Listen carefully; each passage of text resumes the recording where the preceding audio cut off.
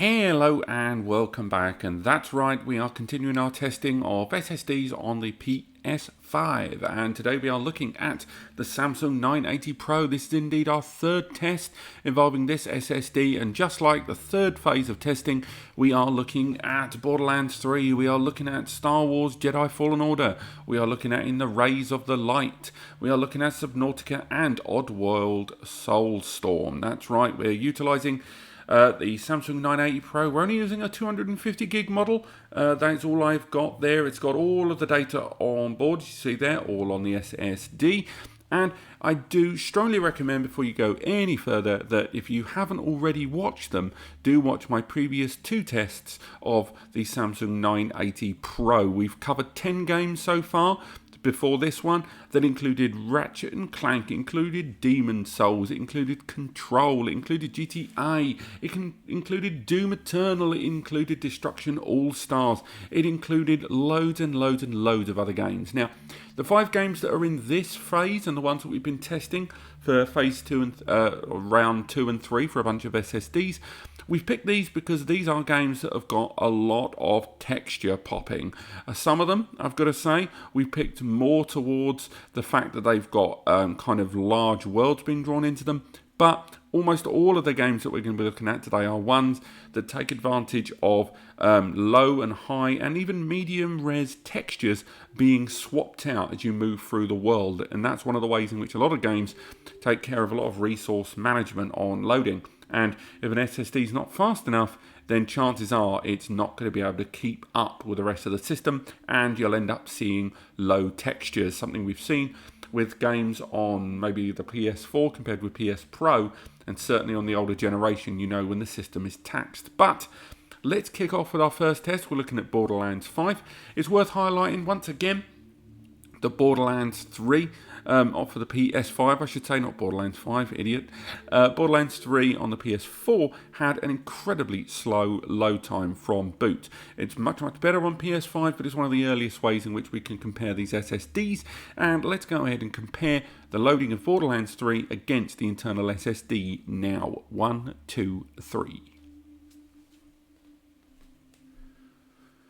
Now, while it does this, I should mention, normally at this point, you see a couple of little developer logos, and then you see Claptrap at the bottom of the screen. Now, as we've looked at all these different games in the last few days, one of the earliest ways to tell the difference here is how much of Claptrap gets to be on screen when he does his second pass. So he'll make the first pass, as you see here.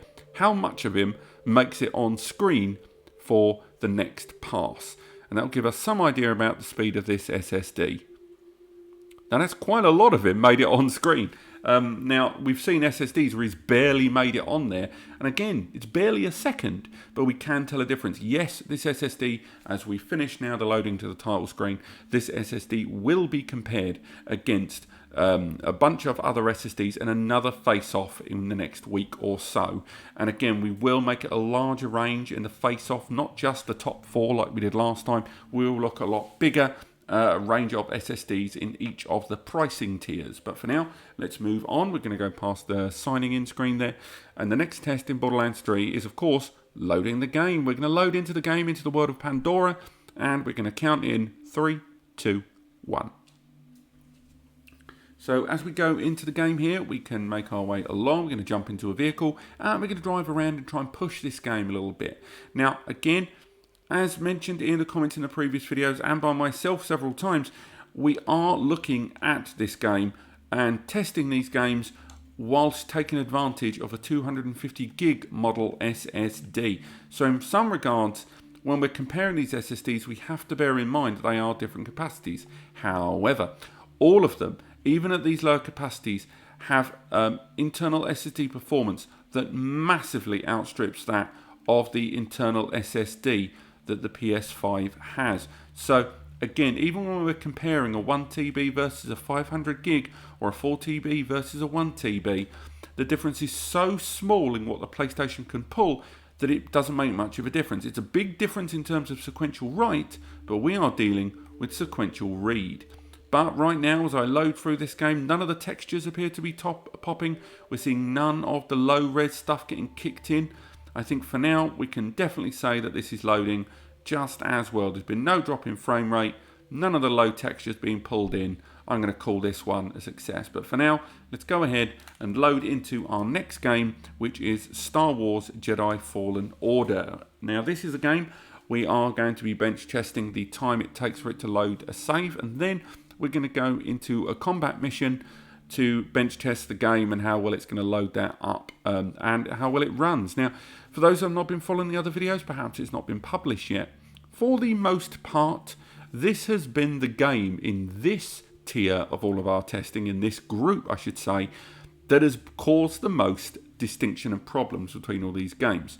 One, because its loading times are pretty darn slow, but more importantly, during our testing at the very least anyway, when we've been testing these games, this is the game that's either introduced low textures because the SSD couldn't keep up in the case of the Silicon Power US70, or in the case of the Sabrent Q4, an already under-spec SSD, it made some of the enemies go into T-poses because the game hadn't loaded all the assets quick enough.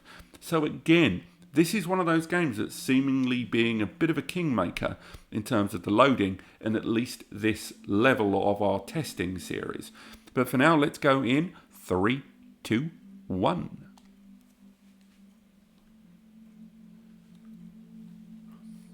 Making our way into the game, and again we're going to get some idea how well this is going to do. Again, we are facing off. We've got the timer on screen for you guys at home. I can only see the Samsung version of this game loading.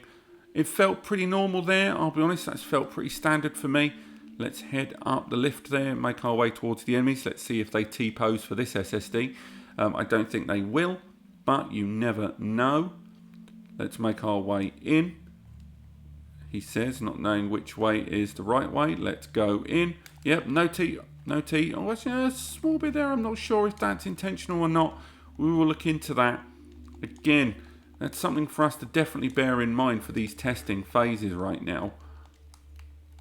Would help if I used the auto lock, wouldn't it?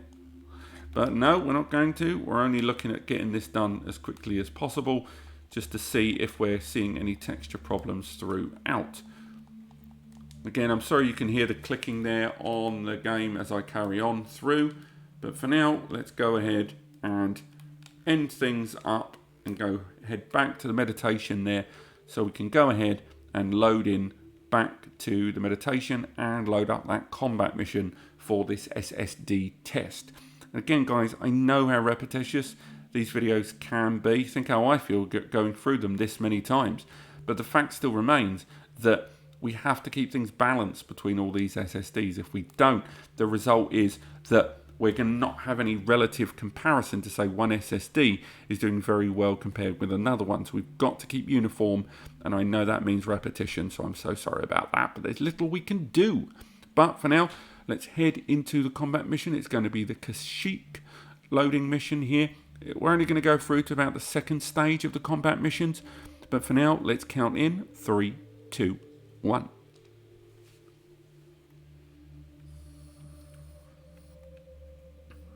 Again, we're pushing into the game here. The loading's carrying on. To me, that seems pretty good. All kind of good stuff there we're seeing. Nothing really for us to be worried about. I think for now, I would say this game is doing well. Again, maybe if I'm not going to get myself killed by these guys, that should be fine. But yeah, the game's loading fine. I'll get the controller away from the mic while I'm tapping those buttons. But for now, yeah, I'm not seeing anything that I wouldn't consider good in terms of playback and responsiveness. And we've got a lot of activity here on screen. I know that might be a little bit blurry for you guys watching this. But again, we are looking at trying to get as much activity on screen as possible to see if it taxes that SSD a little bit too much. But for now, I'd say that's absolutely fine, and we can go ahead and end this video just like we did that gentleman there.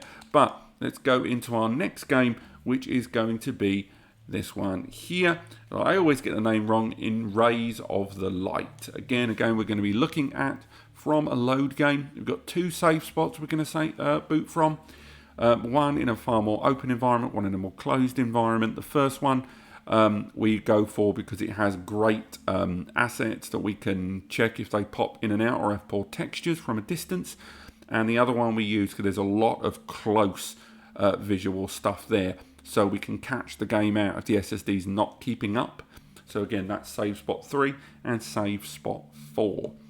So we're going to go for it here and make our way in. Let's go for it there on screen. Go into the load, and again we're going for load game 3. So let's count in 3, 2, 1. Nice and fast, definitely alright there. If there was a difference between that and the internal SSD, it's going to come down for fractions of seconds.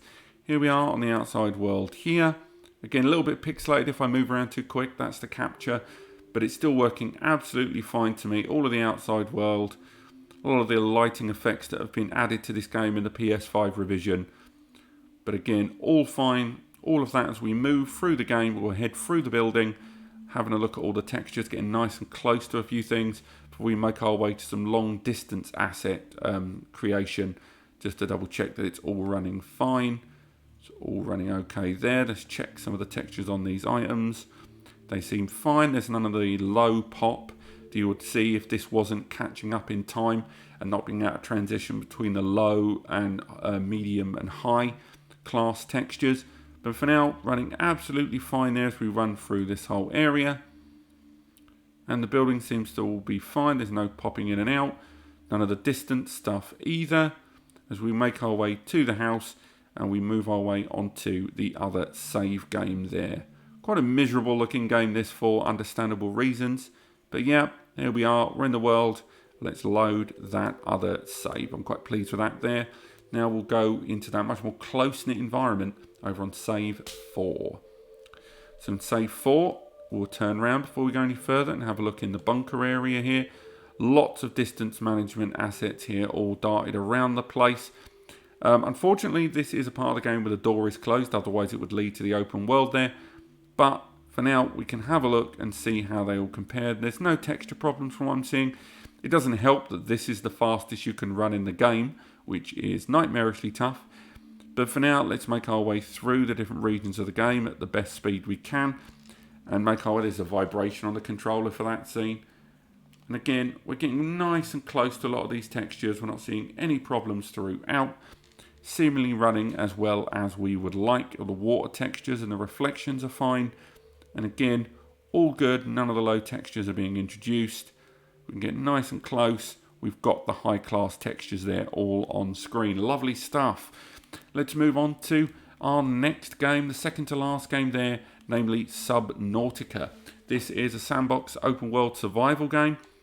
And we've tested it in other videos before. This is a game that's got a lot of resources being drawn very early doors and a lot of kind of random elements. So we picked this game because unlike a lot of the games that are going to be pulling a lot of sequential and large data, there's a lot of tiny random data pulled for this game. And although it's still pretty large comparative to what you would expect in some of those IOPS tests and some of the small 4KB stuff, it's still going to be enough to be quite taxing for an SSD that can't keep up. So for now, we're going to creative mode. Let's count in 3, 2, 1. And then we lead to what is my favourite SSD comparison loading screen, the one where we get to see a lot of assets being literally listed online as they get loaded up, just like early 2000s and late noughties games on the PC. So it's good to be able to compare all of these boot times in such an analytical fashion. I know you can see them side by side, but I can't, and I find this super useful. But for now, I'm going to head into the water area of the game. And then we're going to check out some of the graphics and assets and making sure there's no popping, there's no low res textures being introduced. But it still seems to be running absolutely fine there. Push through, entering into each side.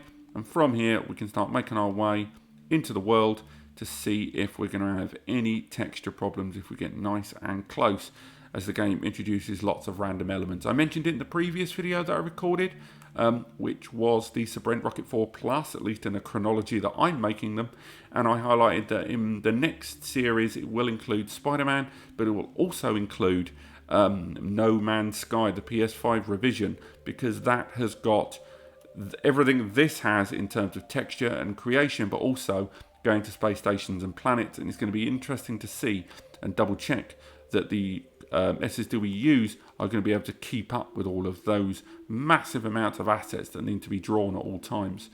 But for now, this seems to be running pretty well for me. All the textures, there's no slowdown, no drop in frame rate. All of the graphics are being created nice, and we're not seeing any of the low quality blur kind of distant textures not being exchanged out. So we've got a lovely bit of speed there. It's all running fine, and I'm quite pleased with this. So let's make our way on to our last game. Our last game, of course, being Oddworld Soulstorm. Again, a 2.5D platformer. Some might argue it's somewhat of an underwhelming game to include in these tests. I know some of you in the comments have probably already said that. I haven't even published these yet. But I would argue that this is a game that has a lot of set pieces. It's got a lot of lighting effects, and it's got a lot of kind of small detail and fast reaction type stuff. And then with all the extra AI running around, it's actually not a terrible example. Now let's go ahead with it. 3, 2, 1. And we'll load our way into this part of the game. And again, we're comparing it to the same area, same part of the game as they go against one another. And we're in the game here. We've got plenty of fire effects to be playing with there. And we can make our way in. Lots of stuff there in the background. I know it's a little bit pixely as I run through the game, guys, but it's still very much acting at top pace for me there. And as I go through all this, the lighting effects are still pretty good. The frame rate is still being kept up remarkably well throughout all of this segment here. And I know this isn't like a first-person FPS going nuts, but it's still loading pretty darn well for me, and I'm quite impressed with what I'm seeing in terms of pacing for this SSD. I'm seeing nothing here that makes me think I would deem this inferior to that of the internal PS5 SSD. So let's come out of this game and start moving these games back onto the internal SSD. Sorry guys, I've got a mad sore throat there. Let's move these games back onto the SSD and summarize everything we've seen today. Let's move them all over and boom. So there's absolutely faultless behavior of this SSD. I've said it before and I'll say it again. This is still in the top 3 SSDs for PS5 upgrades. It's still, for me, the Samsung 980 Pro, the WD Black SN850, and the Seagate Firecuda 530. If you can, always get those 3 SSDs, but I appreciate that they are either more expensive, harder to come by, or have been scalped in terms of pricing, therefore making them not as easy to come by as many others. Of course, there are other SSDs that we've talked about, and certainly what the Sabrent has released a few pretty good ones. There's the Gigabyte Aorus 7000S. There is the X80 Gamix, an SSD we've still got to do the testing for. And of course, there is the MSI M40. So those are what I call the second tier, and if you can't get hold of the top 3 like this one, the Samsung 980 Pro, I would recommend those. But still, nonetheless, this SSD still continues to impress, still continues to do the job, and particularly given that this SSD came out way back at the end of 2020, I think even before the release of the PS5, it only goes to show just how future-proof this SSD was at launch, and still is at the way into the second half of 2021. So again, still recommend it. Can't wait to come back to it. Thank you so much for watching. Click like if you've enjoyed this video, and it helps me understand how to keep this series moving forward, and I do take on board your suggestions in the comments. If you do want to learn more, do click subscribe. We've got lots more SSDs to cover, 18 all told, and we've got lots of tests to do, and another whole range of tests on this and other SSDs to come. And of course, we've got big face-offs on all of these coming soon, and we're hoping to get all of this done before PlayStation drop the full software update for M.2 SSD expansions. Maybe it's already out while I'm saying this, but nonetheless, we want to get as much testing done so those that are going to be looking at buying an SSD upgrade for their PS5 can make the right choices. If you want to learn about the SSDs I recommend, go into the description. I've linked to the top 5 for me, and then the secondary 5 that I consider. If you can't get the other 5, go for these. There's also links to more heat sinks, because you've got to get yourself a heatsink for these things, guys. They get real hot. And remember, it's only available in the beta right now, so if you don't have the beta, you can't upgrade an SSD. Don't bother buying one yet. So, hope you enjoyed it. Take advantage of the free advice as well. There's a link to the free advice section at As Compares, and otherwise I will see you on the next video.